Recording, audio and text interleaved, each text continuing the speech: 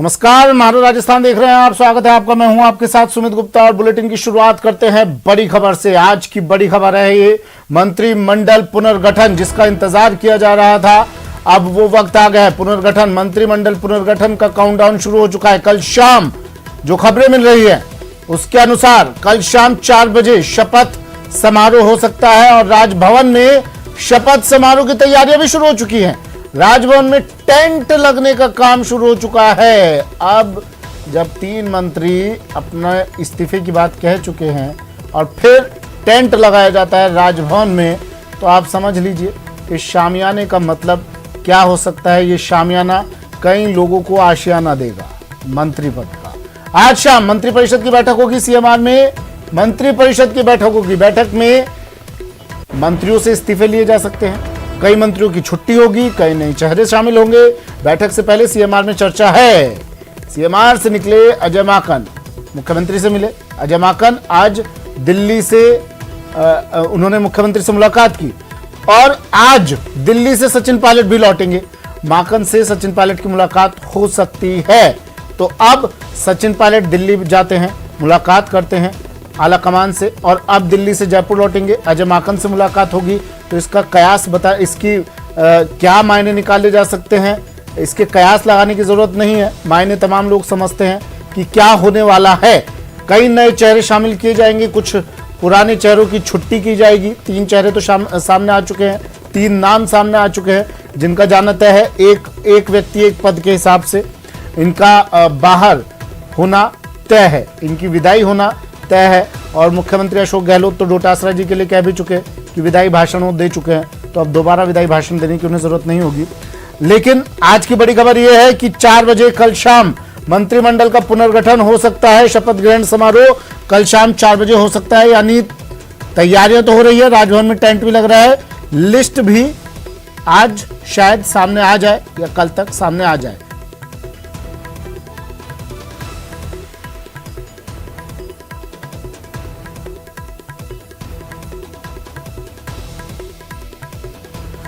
चलिए, मेरे सहयोगी हमारे साथ जुड़ गए हैं। लवली हमारे साथ जुड़े हैं दिल्ली से, लवली जयपुर से हमारे साथ जुड़े हैं, दिल्ली से राजीव हमारे साथ जुड़े हैं और जयपुर न्यूज रूम से सुधीर शर्मा हमारे साथ जुड़ गए हैं। सुधीर, आपके पास आ रहा हूं मैं। सबसे पहले राजभवन में टेंट लग रहा है, शामियाना गड़ गया राजभवन में। ये शामियाना कई लोगों को आशियाना देगा।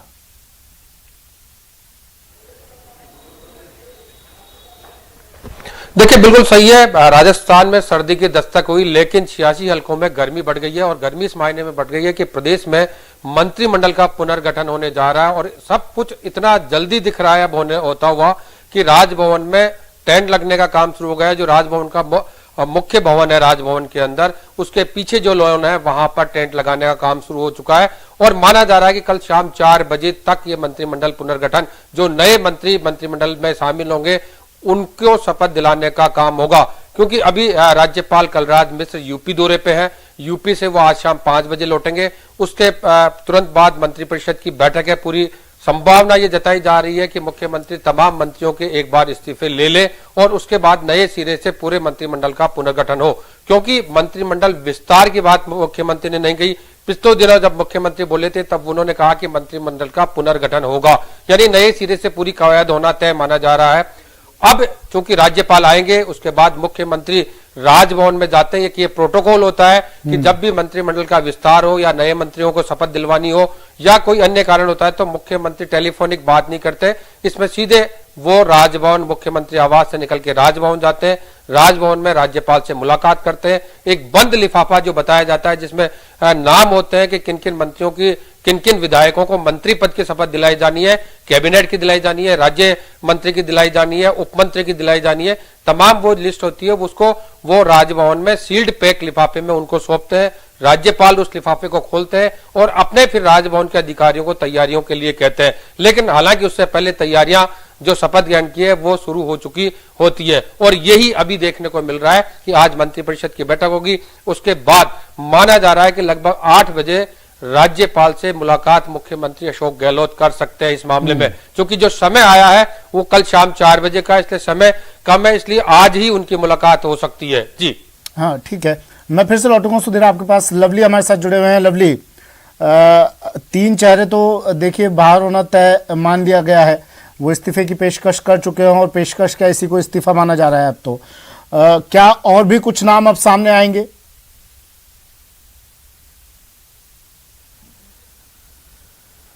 देखिए सुमित, अभी कुछ भी कहना बहुत जल्दबाजी होगा, क्योंकि शाम को जब 5 बजे की बैठक होगी, अभी तमाम जो जानकारियां आ रही है वो सोर्सेज के थ्रू मिल रही है। लवली मैं आ रहा हूं उसी सवाल के साथ आपके पास। डोटासरा कुछ करें? गांव-गांव में ढाणी-ढाणी में कार्यकर्ता जाकर के कैसे उनको लाभ इन योजनाओं का सरकार की मिले, कैसे गुड गवर्नेंस हो और कैसे मोदी सरकार की विफलताएं, जो चाहे नोटबंदी वाली हों, चाहे कृषि कानून की हों, चाहे बढ़ती महंगाई हो, चाहे बेरोजगारों को रोजगार नहीं देने की बात हो, ये सारी की सारी चीज़ें हम लोग संगठन के कार्यकर्ताओं के माध्यम से लोगों को बताएंगे और 2023 में पुनः कांग्रेस सत्ता में आएगी और 2024 में मोदी को केंद्र की सत्ता से हटाएंगे। 5 बजे कैबिनेट भी है क्या आज आप लोगों को? हाँ, 5 बजे कैबिनेट है। तो ये अभी आपके रीजन एक्सेप्ट कर लिए गए या अभी? ये सोनिया गांधी जी को हमने भेजा है, तो वो तो निश्चित रूप से उनका फैसला उनको करना है। हमने हमारे तीनों ने भेज दिया। अब संगठन की जिम्मेदारी आपने उठा ली? बिल्कुल, संगठन की जिम्मेदारी तो पहले भी थी, दोहरी जिम्मेदारी थी, अब संगठन की जिम्मेदारी है। तो संगठन में विस्तार भी करेंगे, उसको मजबूत भी करेंगे, सरकार और संगठन में समन्वय के साथ में सरकार की योजनाओं को लोगों तक लाभ उसका पहुंचे, प्रचार प्रसार हो, वो काम भी हम लोग करेंगे और मोदी सरकार की विफलताओं को भी लेकर के गांव-गांव ढाणी-ढाणी तक संगठन के माध्यम से, कार्यकर्ताओं के माध्यम से हम लोग जाएंगे। सर, एक पद एक व्यक्ति का आपने इसको नीति को अपनाया है? बिल्कुल, क्यों नहीं अपनाए, अच्छी बात है। एक व्यक्ति, संगठन इतना बड़ा काम है कि आप समझिए कि दिन रात जितना चाहो जितना काम करो, क्योंकि जिन कार्यकर्ताओं के बलबूते पे हम लोग सत्ता में आते हैं, उन कार्यकर्ताओं की आशा और अपेक्षाएं होती हैं। उन आशा और अपेक्षाओं को संगठन के माध्यम से ही उनको पूरा किया जा सकता है कि कैसे उनकी सरकार में उनकी भागीदारी हो, कैसे सरकार की योजनाओं का उनको लाभ मिले, कैसे ज़्यादा से ज़्यादा लोगों के बीच में जाकर के कार्यकर्ताओं को हम लोग बेहतर तरीके से समझा सकें कि एनडीए सरकार किस प्रकार से विफल है और हमारी सरकार कैसे अच्छा काम कर रही है। Thank you.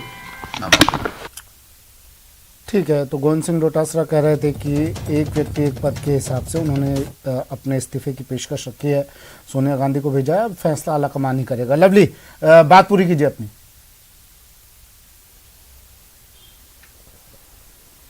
देखिए, अभी आपको बता दूं कि अजय माकन जो है वो अशोक गहलोत, सीएम अशोक गहलोत से मिलकर के जो है वो होटल क्लार्क्स आमिर के लिए रवाना हुए हैं। होटल क्लार्क्स आमिर पहुंच चुके हैं इस वक्त अजय माकन, और 11 बजे के बाद में अजय माकन सीधे होटल से जो है सिविल लाइन फाटक आएंगे।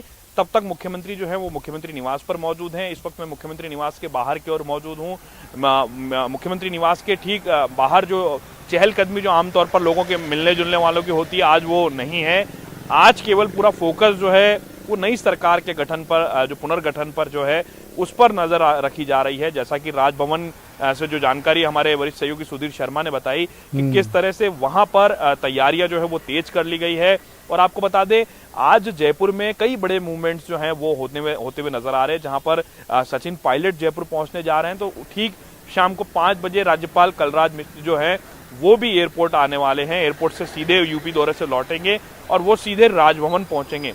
जो राजभवन में क्या कुछ मंत्रणा होती है, सरकार को कब राजभवन समय देता है, इन तमाम चीजों के अपडेट लगातार पहुंच रहे हैं लोगों तक और वो हम पहुंचाने की कोशिश भी कर रहे हैं।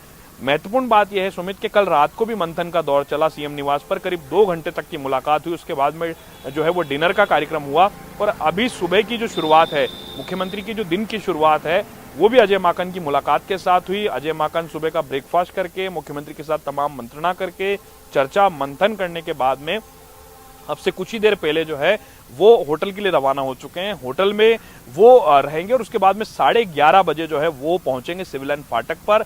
आज कांग्रेस जो है एआईसीसी के आह्वान पर विजय दिवस मनाने जा रही है। कल जो कृषि कानून वापस लेने का ऐलान किया है पीएम नरेंद्र मोदी ने, उसके बाद से कांग्रेस इसे किसानों की जीत बताते हुए विजय दिवस मना रही है। और उस विजय दिवस के अवसर पर आज सीएम सहित तमाम लोग जो हैं वो सिविल लाइन फाटक पर नजर आएंगे। महत्वपूर्ण बात जो आपने जिन चेहरों के लिए आपने जिक्र किया कि 3 चेहरे तो चले गए, बाकी और चेहरों की जो बात हो रही है कई ऐसे मंत्री हो सकते हैं जिनके कामकाज ठीक नहीं रहे, उनका डिमोशन होना तय माना जा रहा है। तो कई ऐसे लोग जो मंत्री पद का सपना देख रहे हैं, उनमें से भी कुछ लोगों का नंबर आ सकता है। नंबर ऑफ वैकेंसीज की अगर हम बात करें तो 12 पद अभी खाली होते हुए नजर आ रहे हैं। जी हाँ, चलिए मैं फिर से लौटूंगा आपके पास। दिनेश, 12 पद खाली होते हुए नजर आ रहे हैं, और फार्मूला क्या रहने वाला है? मतलब जैसा प्रियंका गांधी कह चुकी हैं कि महिलाओं को ज्यादा प्रतिनिधित्व देना है हमें, राहुल गांधी कहते रहे हैं युवाओं को ज्यादा प्रतिनिधित्व देना है। फोकस किस पर रहने वाला है? कास्ट फैक्टर रहेगा, महिला, युवा? दिनेश, आवाज सुन पा रहे हैं दिनेश आप मेरी? चलिए सुधीर, इस सवाल का जवाब आपसे आप दे दीजिए।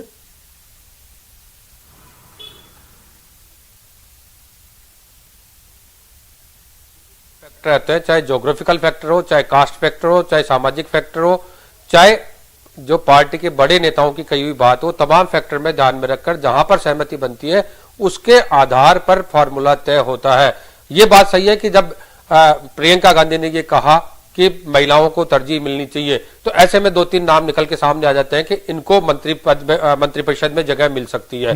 और वही दूसरी बात, युवाओं की बात जहां तक राहुल गांधी कहते हैं, तो वो भी बात निकल के आती है, तो 3-4 चेहरे युवाओं को भी शामिल हो सकते हैं, क्योंकि वैकेंसी 12 है। इसमें दोनों खेमों को अपने अपने लोगों को जगह भी देनी है। उसके अलावा ये तमाम जो समीकरण है वो भी साधने पड़ेंगे। अब इसमें महिलाओं को भी जगह मिलेगी, एससी वर्ग से भी जगह मिलेगी, एसटी वर्ग से भी जगह मिलेगी, ब्राह्मण कोटे से भी बढ़ेगी और व्यावसायिक वर्ग से भी आएगी। तो तमाम कोटों को ध्यान में रखकर इन चीजों का डिवाइडेशन होगा। लेकिन इन सबके बीच जो संसदीय सचिव होते हैं वो भी एक तरह से राज्य मंत्री के पद के निहित होते हैं, उनको उनके समकक्ष सुविधाएं मिलती है।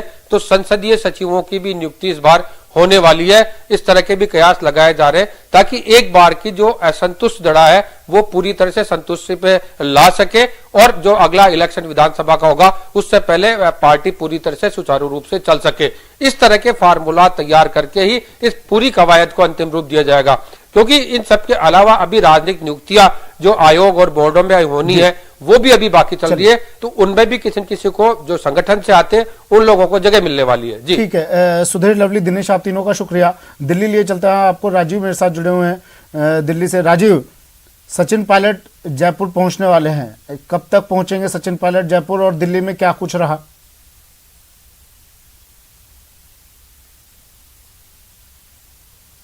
देखा जाए तो दिल्ली में सारा समीकरण जो था मंत्रिमंडल विस्तार को लेकर के वो तैयार कर लिया गया था। पिछले दिनों जब मुख्यमंत्री पहुंचे थे और सचिन पायलट की जो मुलाकात हुई थी सोनिया गांधी से, उसी दौरान तय कर लिया गया था कि मंत्रिमंडल विस्तार में क्या कुछ रखा जाएगा। सबसे बड़ी बात यह है कि सचिन पायलट को मनाना कांग्रेस पार्टी के लिए एक रणनीति के तहत है, क्योंकि देखा जाए तो उत्तर प्रदेश में विधानसभा चुनाव है और पश्चिमी उत्तर प्रदेश में गुर्जर बाहुल्य पूरा क्षेत्र है, ज्यादा मतदाता है। ऐसे में सचिन पायलट बार बार यही कह रहे थे। जी हाँ, बोलिए बोलिए, बात पूरी कीजिए अपनी राजू।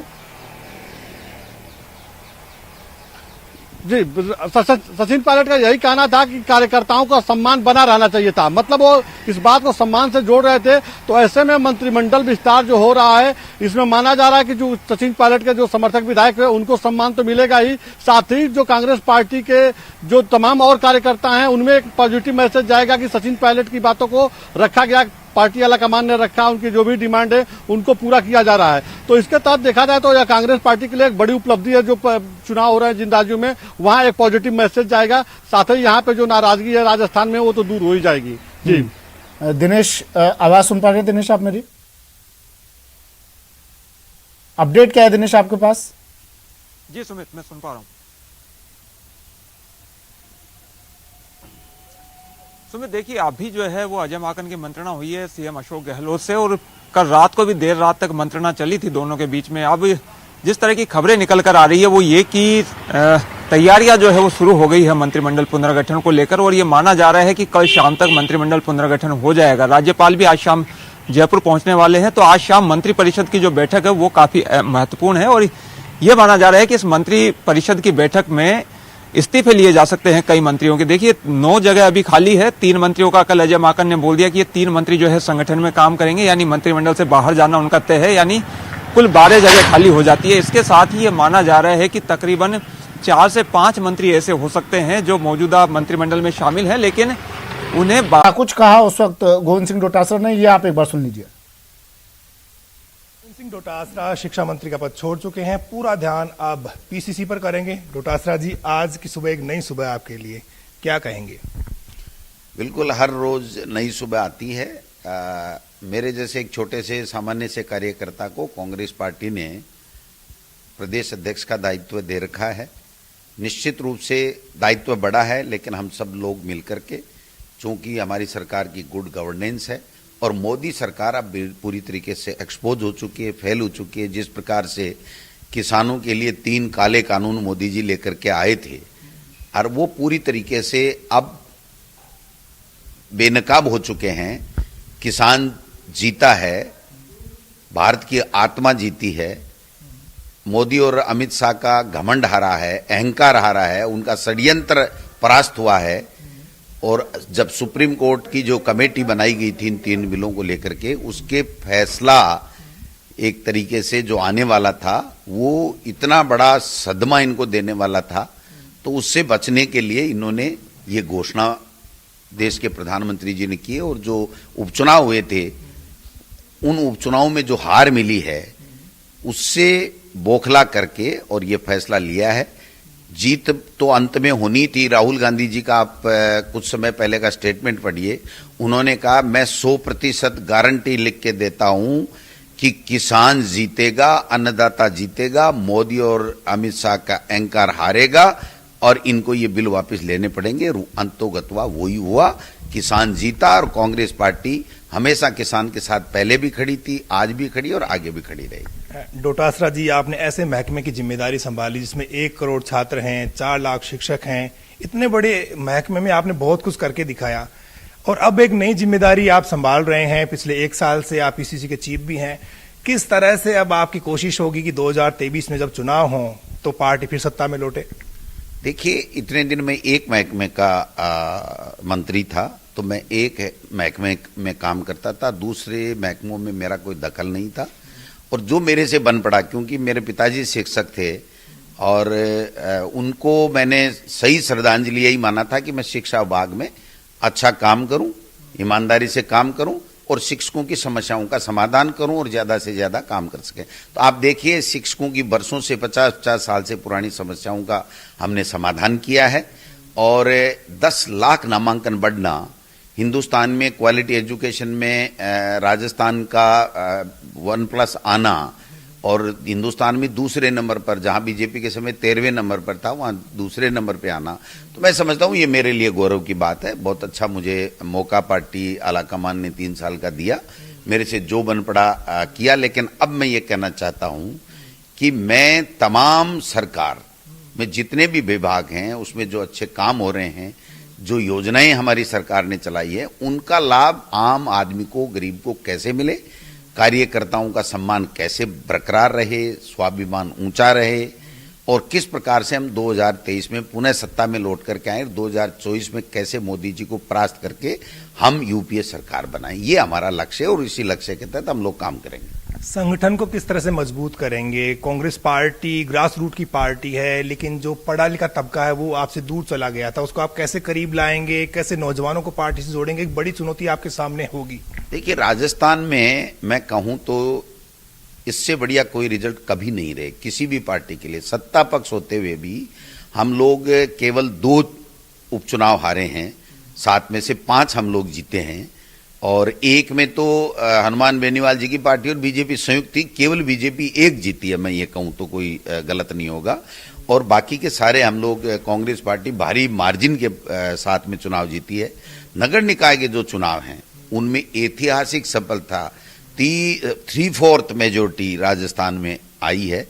तो संगठन कांग्रेस का यहां मजबूत है, कार्यकर्ता उत्साह के साथ में काम कर रहा है, सरकार का गुड गवर्नेंस है और साथ साथ मोदी की जो एनडीए सरकार 2 की जो विफलताएं हैं, जो महंगाई बढ़ा रहे हैं, दूसरे जितने भी किसानों के लिए 3 काले कानून ला गए, ये सब चीजें हमको और ऊर्जा प्रदान कर रहे हैं। क्योंकि अब मोदी जी और अमित शाह एक्सपोज हो चुके हैं कि ये केवल चंद उद्योगपति मित्रों के लिए काम करते हैं, देश के लिए काम नहीं करते। सत्ता और संगठन में तालमेल किस तरह से आप बनाएंगे? नई मिनिस्ट्री भी होगी आपके सामने, कुछ नए मंत्री और आ जाएंगे। गोविंद सिंह डोटासरा के पास में हजारों लाखों कार्यकर्ताओं की नई टीम होगी जो आपके साथ में मिलजुल के काम करेगी। कैसे होगा एक बेहतर तालमेल जिससे कि सरकार की जो योजनाएं हैं उनकी धरातल पर ठीक से क्रियान्वित हो और आपको एंटी इनकम्बेंसी का सामना नहीं करना पड़े अगले चुनाव में? देखो, मुझे दोनों अनुभव पार्टी ने लेने का मौका दिया है।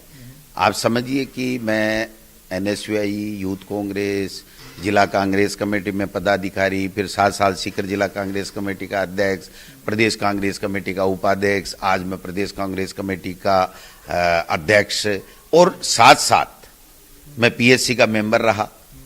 तो PSC कमेटी जो हमारी विधानसभा की है उसमें वकालत मेरी पेशा रहा है पहले, और अभी मैंने अंदर रह करके सरकार में काम किया है, शिक्षा विभाग संभाला।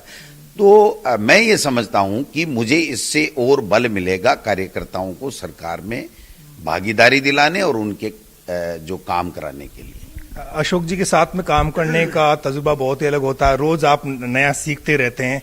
किस तरह से एक बेहतर टीम आपकी होगी, किस तरह से धरातल पर काम होगा और आपके दौरे कैसे होंगे? क्योंकि अब कोई उपचुनाव तो फिलहाल दिख नहीं रहा है, तमाम चीजें जो हैं वो आपको दुरुस्त करनी है। पार्टी में धरातल पर जो कुछ हो रहा है, कैसे आप दौरे करेंगे, कैसे नए लोगों को गले लगाएंगे, और जो नया कार्यकर्ता वो आपके साथ हमेशा से जुड़े, तो इसको लेकर के प्लान क्या आपके दिमाग में चल क्या रहा है PCC को और ज्यादा स्ट्रॉन्ग करने का? देखिए, मैं स्वयं एक कार्यकर्ता हूं कांग्रेस पार्टी का। हमारे नेता राहुल गांधी जी और सोनिया गांधी जी हैं। तो निश्चित रूप से मैं क्या अपेक्षा लोगों से करता हूं, मुख्यमंत्री से मैं क्या अपेक्षा करता हूं, मंत्रियों से मैं क्या अपेक्षा करता हूं, जनता से मैं क्या अपेक्षा करता हूं, तो वो अपेक्षा मैं अपने आप को कार्यकर्ता मान करके और जो सोचता हूं उसकी क्रियान्विति मैं मेरे कार्यकर्ताओं के बीच में करूंगा। तो निश्चित रूप से इससे कार्यकर्ता यही चाहता है हमारा मान सम्मान हो, होने वाला काम हो, हमारे सरकार में काम हो, संगठन में हमको तवज्जो मिले। जो संगठन में काम करने वाले लोग हैं उनको हम चिन्हित करेंगे, जो पंचायत राज नगर निकाय से जो लोग चुन करके आए उनको हम लोग चिन्हित करेंगे, उनको मान सम्मान देंगे, आगे बढ़ाने का काम करेंगे, युवाओं को आगे बढ़ाने का काम करेंगे। सीनियर्स हैं उनके अनुभव का हम लाभ लेंगे। मुख्यमंत्री अशोक गहलोत जी के अनुभव का और उनका सत्ता चलाने का, गुड गवर्नेंस का जो अच्छा रहा है उसको भी हम और ज़्यादा बेहतर तरीके से समझा है, तो उसको भी हम लोग आगे ले जाने का काम करेंगे। गांव में गांव ढाणी तक जो कार्यकर्ता बैठा है उसको कैसे हमारी सरकार की योजनाओं का लाभ मिले, उसका कैसे मान सम्मान हो, कैसे संगठन के जरिए उनका मान सम्मान हो, कैसे उनका ज़्यादा से ज़्यादा कांग्रेस पार्टी के लिए उपयोग किया जा सके, ये हमारी प्राथमिकता में रहेगा। कैबिनेट रिशफलिंग का काउंटडाउन शुरू हो गया है, कब जो है नए मंत्री शपथ लेने वाले हैं बता दीजिए। आपको सब कुछ पता है? ये मुख्यमंत्री और आला कमान का विशेषाधिकार है कि कौन मंत्री बने और कब बने। तो वो मुख्यमंत्री जी और आला कमान हमारे आए हुए हैं माकन साहब, तो वो जो भी तय करेंगे हम उसके साथ। किस तरह के चेहरे देखने को मिलेंगे? आपको लगता है कि बहुत सिलेक्शन जो है बहुत ही टफ है आप लोगों के लिए और CM साहब के लिए? देखिए, दोनों चीजें हैं। जो MLA जीते हुए हैं उन्हीं में से मंत्री बनने हैं, और उसके अलावा जो कांग्रेस के कार्यकर्ता जिन्होंने मेहनत की है, निश्चित रूप से जो और ऊर्जा के साथ कैसे काम करें, तो उन लोगों को भी तवज्जो मिलेगी और जो सत्ता में भागीदारी उनको भी मिलेगी, नियुक्तियां भी मिलेंगी। कई बोर्ड हैं, कॉरपोरेशन है, UIT है, सारी चीजें हैं। तो और संगठन में जिला अध्यक्ष भी बनने हैं, ब्लॉक अध्यक्ष भी बनने हैं, हमारी अनुशासन समिति भी बननी है, हमारे प्रवक्ताओं का भी चयन होना, तो ये सारी चीजें प्रोसेस में हैं और जल्दी आपके सामने आएंगी। चलिए, तो गोविंद सिंह डोटासरा से मेरे सहयोगी बाबूलाल दहायल ने बात की। हालांकि उन्होंने बहुत प्यार से, बहुत आराम से इस बात को, इस सवाल को टाल दिया कि कौन कौन से चेहरे शामिल होने वाले हैं और किस वक्त मंत्रिमंडल विस्तार होगा। उन्होंने सिर्फ ये कहा ये निर्णय आला कमान करेगा, मुख्यमंत्री अशोक गहलोत करेंगे। बाबूलाल भी हमारे साथ जुड़ गए हैं। बाबूलाल, दिनेश और राजीव, मैं आपके पास लौट रहा हूँ। इस खबर पर लगातार हमारी नज़र बनी हुई है और हर एक तस्वीर, हर एक पहलू से जुड़ी हुई हर तस्वीर हम दर्शकों तक पहुँचा रहे हैं लगातार। फिलहाल यहाँ वक्त एक ब्रेक का है, जल्द हाजिर होंगे।